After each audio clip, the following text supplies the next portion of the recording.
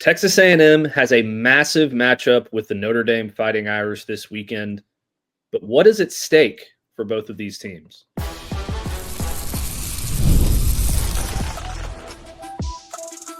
You are Locked On Aggies, your daily podcast on the Texas A&M Aggies, part of the Locked On Podcast Network, your team every day. Welcome in. You are Locked On the Texas A&M Aggies. I am your host, Matt Galatzan, publisher of Texas A&M Aggies on SI. Thank you for making Locked On Aggies your first listen every single day, part of the Locked On Podcast Network, your team every day. This episode is brought to you by Mazda. Like our players, we sweat every detail because when you make every move count, pulling off the unexpected is only the beginning. Stay tuned later for highlights in this week's Moving the Game Forward. Mazda, move and be moved. Zach, it is 24 hours and some change as the time we are recording this from Texas A&M facing off with the Notre Dame Fighting Irish in what is one of the biggest matchups of the college football weekend. I think it carries the most weight of any game this weekend.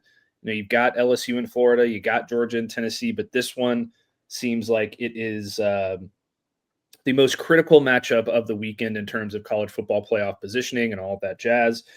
So number one, we are going to talk about what is at stake for both of these football teams coming to this matchup. Number two, is it Marcel Reed's time to shine for Texas A&M on a national stage?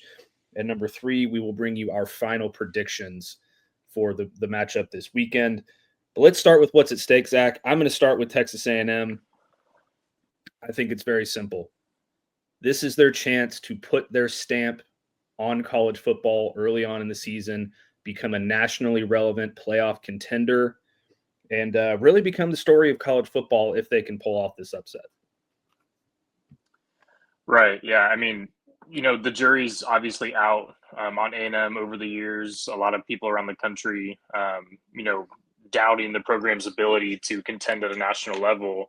And, you know, certainly Mike Elko has this program headed in the right direction, as we saw last season, you know, being one game away from playing the SEC championship. You can't ask for much more out of a first year of a head coach.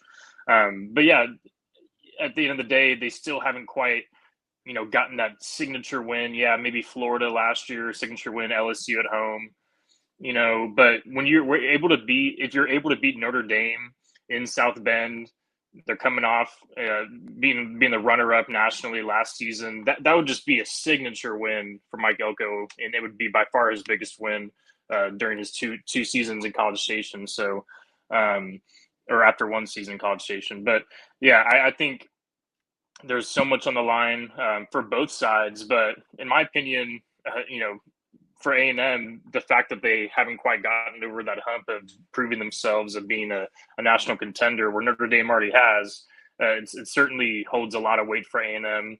But at the end of the day, if they're not able to pull out the win, they still have tons of chances down the line to, you know, get a big giant victory later in the season. You know, got road games at Texas, at LSU, things like that. So there's obviously a ton at stake for both sides, but in my opinion, it's going to be bigger for A&M. Yeah, I mean, you talk about what this would mean for the program, and I mentioned this yesterday on our show with DJ. Texas A&M's last ranked road win was in 2014 against the Auburn Tigers. Their last true road win versus a non-conference Power 4 team was in 2002 against Pittsburgh, and Wow. Their last win versus a ranked non-conference opponent was in 1979 versus Penn State. Now, granted, this is also based on the way teams finished the season in terms of ranking. So it's not like, they may have beaten a ranked team at some point in that time, but that team that they beat did not finish the regular season ranked. So right. It still would be a major historical moment for Mike Elko, a very signature win for Mike Elko, and one that really would put Texas A&M on the map as a solidified college football playoff contender, even though they have a very, very tough stretch ahead of them.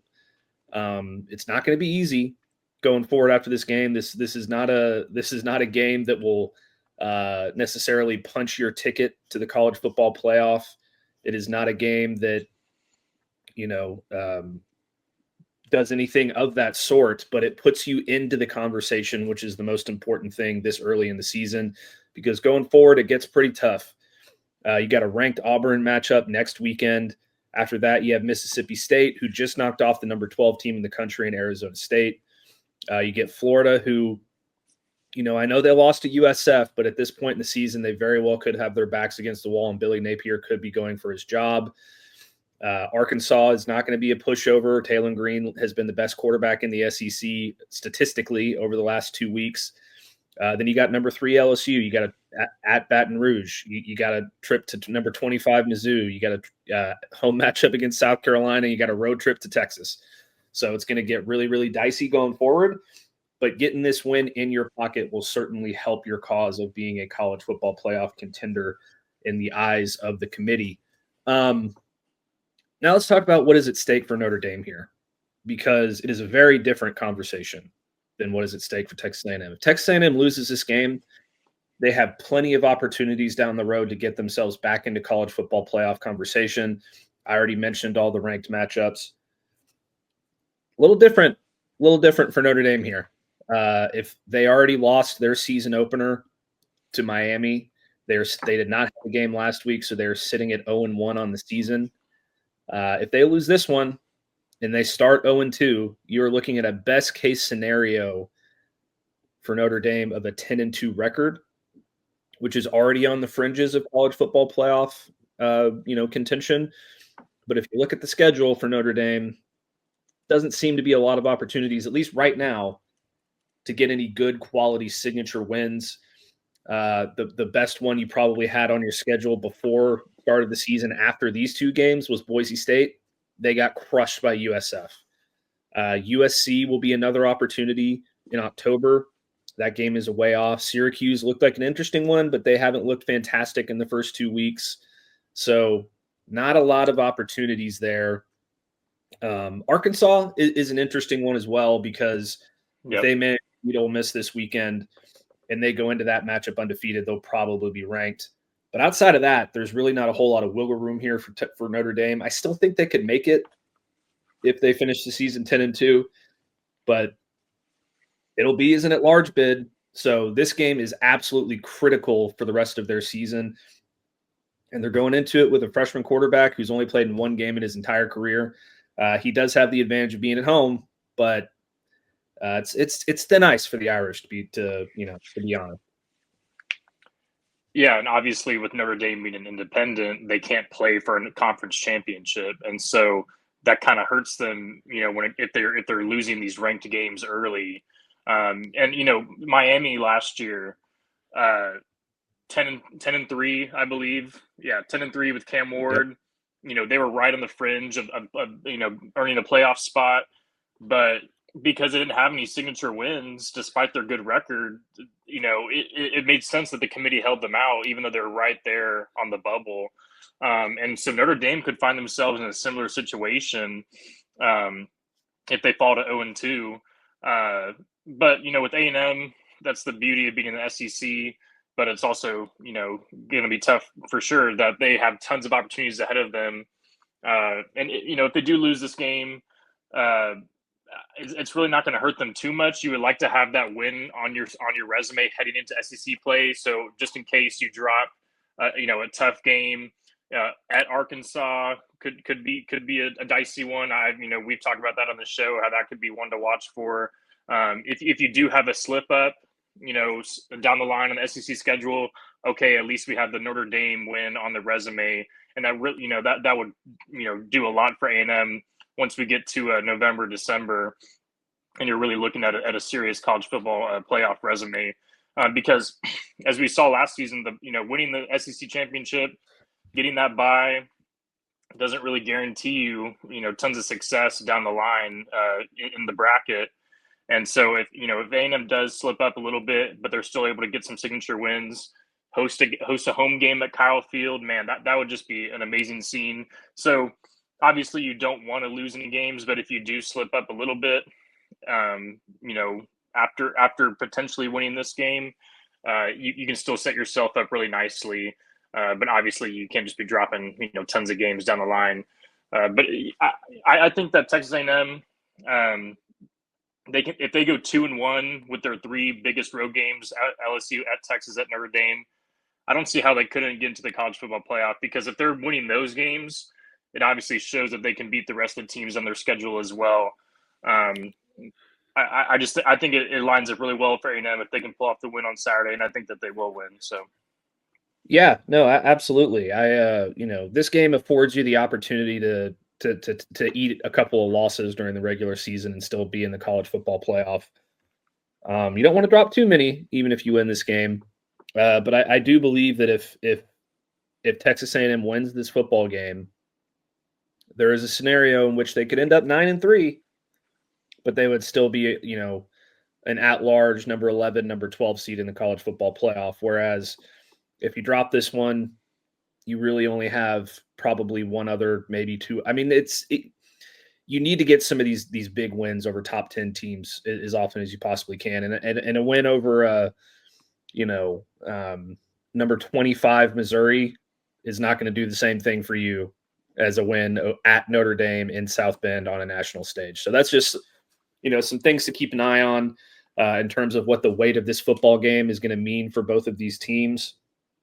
I mean, we saw it last year.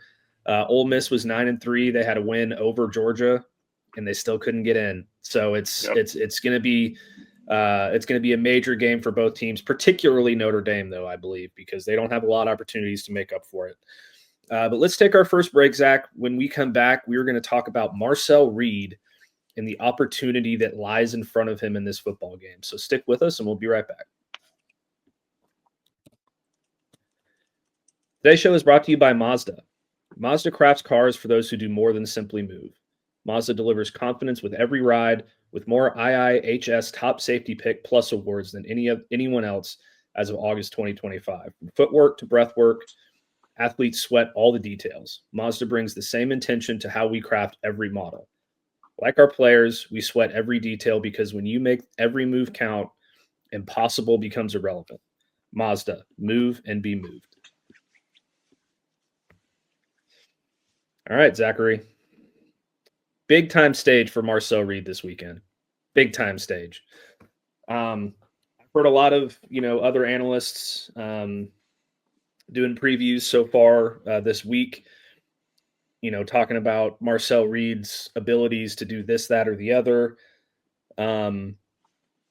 He's certainly one of the most exciting players at the quarterback position in the SEC.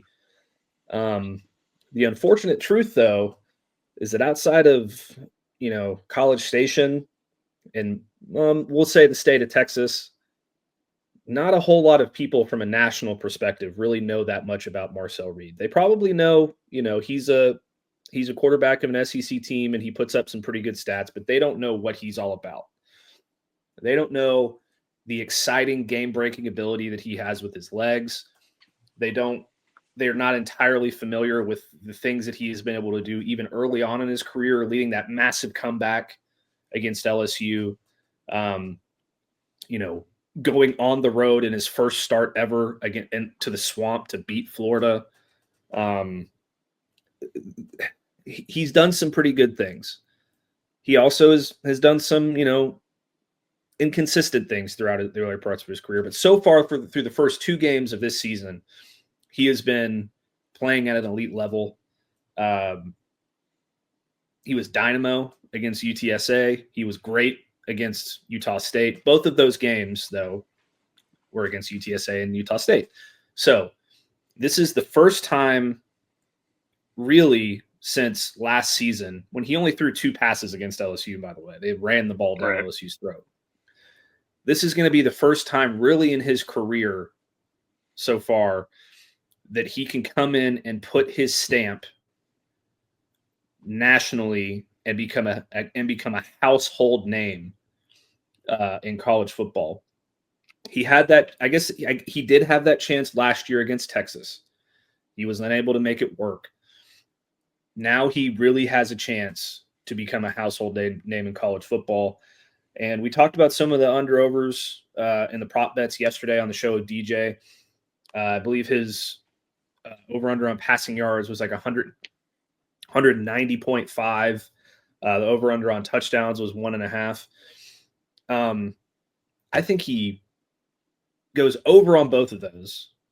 And I think he is the best player in this football game. And I do think that he puts his stamp on the college football season in week 3. I don't know how you feel about it, but I mean, this is just a massive opportunity for him right here.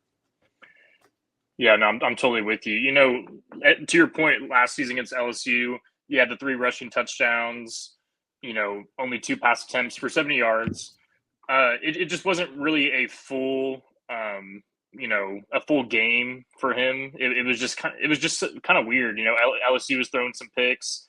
Marcel Reed comes in and they couldn't stop him in the red zone on those rushing attempts. So it was definitely a signature performance for him, but it still isn't quite the national you know, stage sort of performance that you're looking for, because after that A&M kind of fell off the rails a little bit. So yeah, definitely some great moments last year, but this is by far the biggest opportunity of his career, in my opinion.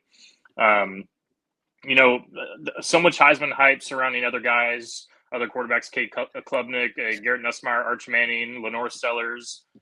Marcel Reed has not been talked about in the Heisman race, and that's totally fine. I don't think there should be tons of hype around him, because then that could allow him to be even better as the season goes on and kind of surprise some people. And given his dual threat ability, there's no reason why he can't potentially insert himself into the Heisman race. And beyond just the stats, getting a big win on the road, you know, while limiting mistakes, of course, that's gonna do a lot for his potential Heisman candidacy as the season goes on. It's a long season, obviously. He's gonna have tons of opportunities to continue to do that, but yeah, I don't see him necessarily having to, you know, throw the air out of the ball against Notre Dame. I think, you know, Mike Elko is going to try to have a balanced attack, and it might be kind of a lower scoring game. Kind of what we saw with Texas and Ohio State. Both those teams were kind of playing conservative, and it kind of ended up being low scoring. They're not going to be taking a bunch of risk and throwing the ball all over the place. So it's not like he's going to put up tons of numbers necessarily against Notre Dame, but if he can do a little bit with his legs, a little bit with his arm, and play good, solid football, and most importantly, pull out the win, you know, on that kind of stage, that's going to do a lot for him on the national stage. And I think that could be the start of a Heisman candidacy for him, but we'll have to see. Obviously, it's a long season. Yeah, and there's, you know, I'm going to push back a little bit on you in one sense, and that is I think Notre Dame is going to hold nothing back in this game, because if they lose, we talked about it in the last segment, you know, it's really hard to make a college football playoff case after that. You'd have to be perfect for the rest of the year, look incredibly dominant the rest of the year, which is hard to do after you start 0-2.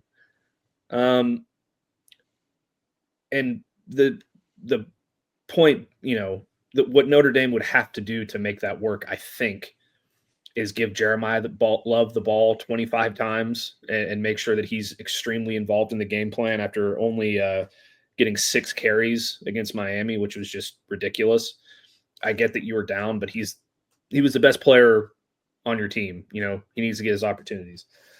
For Texas A&M and for Marcel Reed specifically, I agree with you. I don't think that he has to necessarily throw for 300 yards or rush for over 100 yards.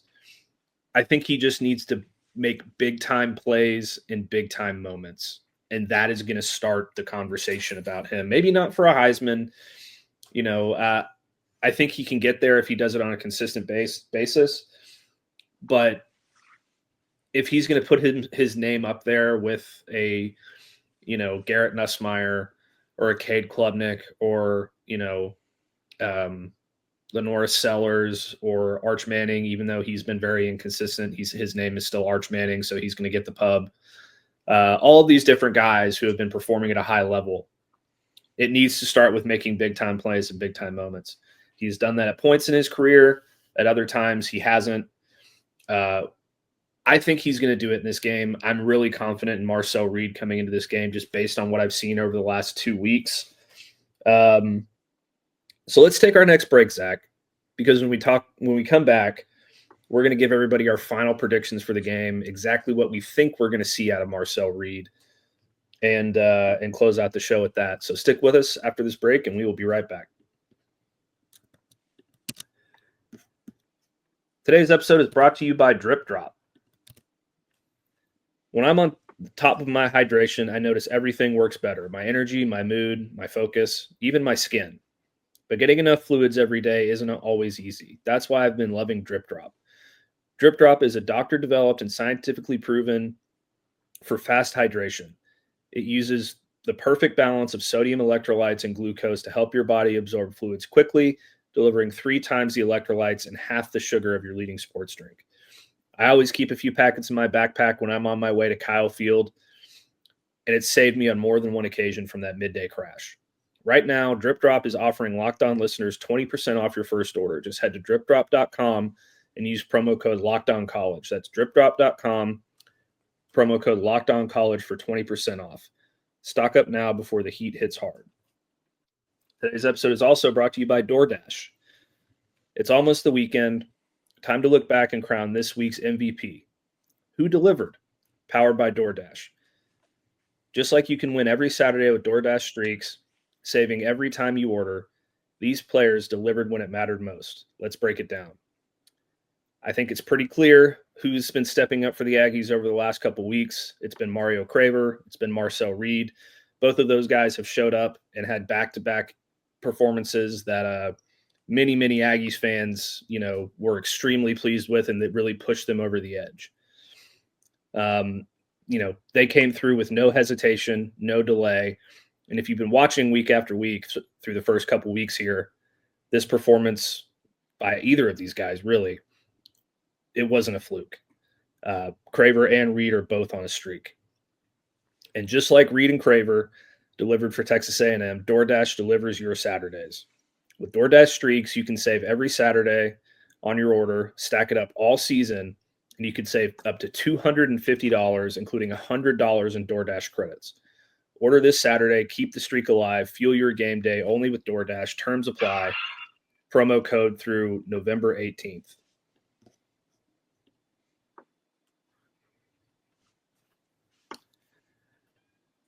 We are, I'm trying to do math live on air here. 27 hours away from kickoff, give or take, when we're recording this. Texas A&M and Notre Dame, biggest game of the weekend, in my opinion, in terms of stakes, which we talked about in the first segment, and really in the last segment with Marcel Reed. We've been previewing it all week. I gave you my picks for the weekend with Harrison, I believe, on Wednesday. We went through our slate of SEC games, and we made our pick, or really national games. We made our picks. But today we were going to make our final predictions for a just absolutely massive matchup between number 16 Texas A&M and number 8 Notre Dame. I'm going to start, Zach. Notre Dame has a 6.5 point. They're 6.5 point favorites at home in South Bend. The over/under is at 50.5. I said it on Wednesday. I reserve the right to change my mind, but I'm not going to. Texas A&M not only covers the 6.5, they win this game outright. I have Texas A&M winning 24-17, which is the under on the over/under. I think it's going to be a defensive game. I think that there's going to be some big plays that really make the difference, some explosive plays that really make the difference. And I think that the guys that are going to get those explosive plays are Mario Craver, Casey Concepcion, Terry Bussey. Really any one of those receivers could break a big one. And then in the running game, I think Marcel Reed with his legs, the way that Notre Dame is going to try and pressure him, he's going to be able to break outside a couple of times and get some big gains with his legs. I think he is the difference. And I have been saying it all offseason. Texas A&M wins this game outright, 24-17 Aggies in South Bend. Prove me wrong. If we come back on Monday and it goes the other way, then that's fine. But 24-17 Texas A&M, unless it doesn't happen, as my good friend Brooks Austin likes to say. But that's my pick, Zach. Yeah, I'm with you there. I got a little bit different of a score prediction, but I do think A&M wins this game. I just do. Despite how desperate Notre Dame is, there has to be a breaking point for A&M to break through, and so I think this is it. It's going to be really hard to go 3-0 in their three biggest road games this season. But this is going to be one of those wins, in my opinion. They're going to drop one of those road games. Who knows which one. But in my opinion, this is the time for them to break through, get a signature win under Mike Elko, and really catapult themselves potentially into the top 10. If you're number 16, you beat the number 8 team on the road, you're a top 10 team pretty easily. So for me, it's going to be 27-20. I'm with you there. Touchdown difference for A&M, under the 50.5 total. I still think it's going to be kind of a lower scoring game. 27-20 isn't the lowest scoring game, but it's kind of in the middle of the pack there. I just think that A&M is going to want to establish the run a lot with Le'Veon Moss. They haven't really given him and Reuben Owens, Amari Daniels, tons of work over the first 2 weeks, and you don't want that against non-conference opponents that you're likely going to blow out. You don't want to just give them the rock tons of times and then they're injured heading into your biggest game of non-conference play. So I think they're going to really lean on those guys, especially Le'Veon Moss. Really would love to see him have a big game after the injury he suffered last season. Because you never know, he could have made a difference for A&M down the stretch of last year, potentially, could have made the difference and then going to the SEC championship. So you really want to see him on a big stage as well, alongside Marcel Reed. So, yeah, I don't know. I mean, Miami's a great team. There's no doubt about that. They're a lot different than they were last year. But the fact that Notre Dame, dropped that one, I think A&M can take advantage of them. And so it may be a little bit predictable what they're going to try to do. They're going to try to just give the rock to Jeremiah Love and Jadarian Price because they didn't use them at all. So A&M might see that coming a little bit. I talked about how important Torian York will be in that regard during our show earlier this week. So, yeah, I'm with you there. I think A&M pulls out the win and catapults themselves into the national conversation.